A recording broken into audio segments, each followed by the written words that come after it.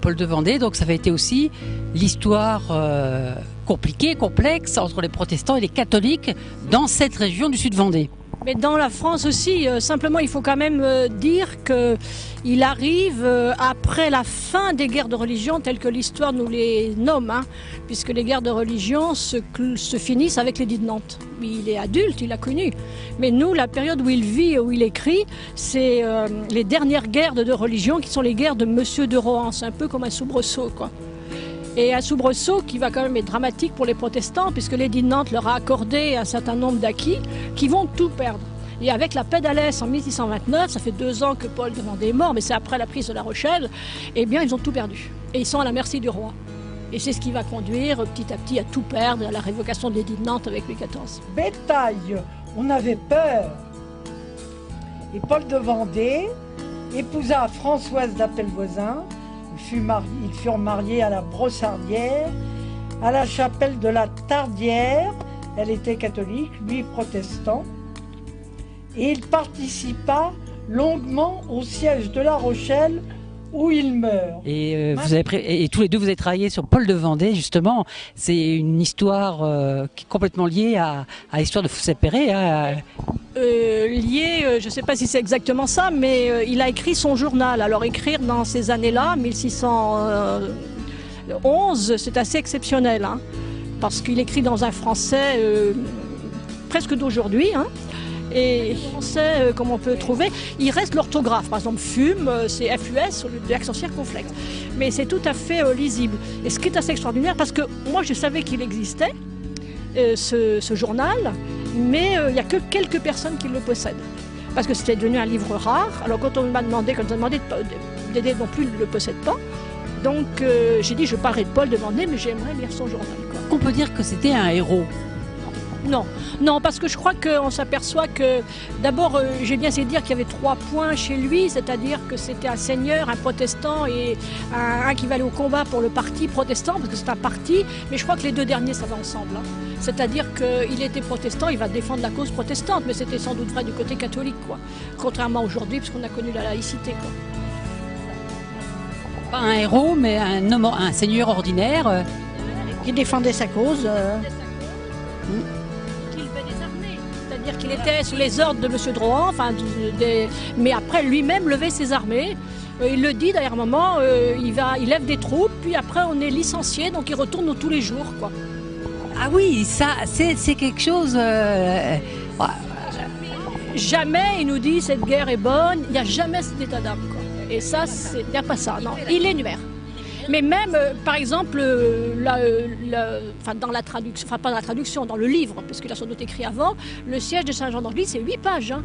Alors c'est ça, on a aussi découvert le siège que Saint-Jean d'Angély, avec l'édit de Nantes, avait été... C'est une des places, c'est-à-dire qu'il y a eu 8 guerres de religion, il ne faut pas que je sois trop longue. Avant, il y a eu 8 guerres. Et chaque guerre, pourquoi il y en a 8 et pas une entière sur 36 ans, c'est qu'à chaque fois, il y avait une paix, un édit.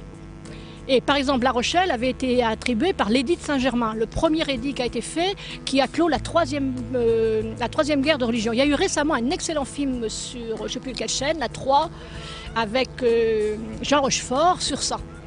C'était où la négociation, Saint-Germain ou la négociation. C'est ça, on leur accorde 3 places fortes à ce moment-là, places de sûreté aussi, et c'était parmi lesquelles La Rochelle. Alors des places de sûreté, ça veut dire qu'ils avaient libre de leur culte et ils avaient des garnisons. Et alors à chaque édit, et avec l'édit de Nantes, ils vont avoir 150 lieux comme ça de refuge, parmi lesquels Saint-Jean d'Angély. Et avec Louis XIII, alors Richelieu aussi, mais Louis XIII, bon à la fin je ne l'ai pas dit parce qu'il est mort, Paul, mais il faut quand même savoir que quand La Rochelle, la famine est atroce, parce que La Rochelle était un peu gouvernée, j'allais dire entre guillemets, comme une république. Hein. Il y avait un maire, Jean Guiton, le boulevard Jean Guiton, c'est ça, La Rochelle. Non mais les Guitons de La Rochelle, il y a le grand boulevard, Jean Guiton, c'était le maire de La Rochelle pendant le siège. Quand ça allait tellement mal, il a voulu faire sortir les femmes et les enfants. Et le roi a ordonné qu'ils rentrent. parce qu'il les voulait, quoi. Il avait peur encore qu'ils résistent trop longtemps, les hommes, quoi. C'était c'était question vraiment de la religion ou c'était question de l'emprise politique? Comme je viens de dire, tout était ensemble. Et qu'il fallait... c'était très rare les pays où il y avait deux religions admises. Il y avait la Navarre et la France avec l'édit de Nantes. Ceci dit, l'édit de Nantes, on peut dire que les historiens s'accordent pour dire que c'est l'ancêtre, enfin ça a permis la déclaration des droits de l'homme. Hein. Parce qu'il y avait des acquis... Ça c'est la première fois que j'entends. Hein. Et pourquoi on peut dire ça, que l'édit de Nantes? Il y avait des acquis pour les protestants, des acquis pour les catholiques, puis des conditions générales. Donc il y avait, et puis liberté de culte, même si c'était que dans des endroits, dans ces places fortes pour les protestants. Alors ce qui a sans doute aussi fâché fort le roi avec La Rochelle, c'est qu'ils ont appelé les Anglais. Parce qu'il y avait aussi des trucs avec l'étranger. L'Espagne soutenait les catholiques, l'Angleterre soutenait les protestants. Et la religion est tout à fait mêlée à la politique à l'époque. Il ne faut pas qu'on en soit horrifié. Aujourd'hui, on serait horrifié, mais pas à l'époque, quoi. Il a fallu attendre la Révolution et puis plus tard, séparation de l'Église et de l'État, quoi. Et ça fâchait personne de s'apercevoir de ça. Mais je souhaite à tout le monde de pouvoir lire ce journal. Alors voilà, alors ce journal, pour l'instant, il n'est pas disponible. Est-ce qu'il y a un projet de le rendre disponible?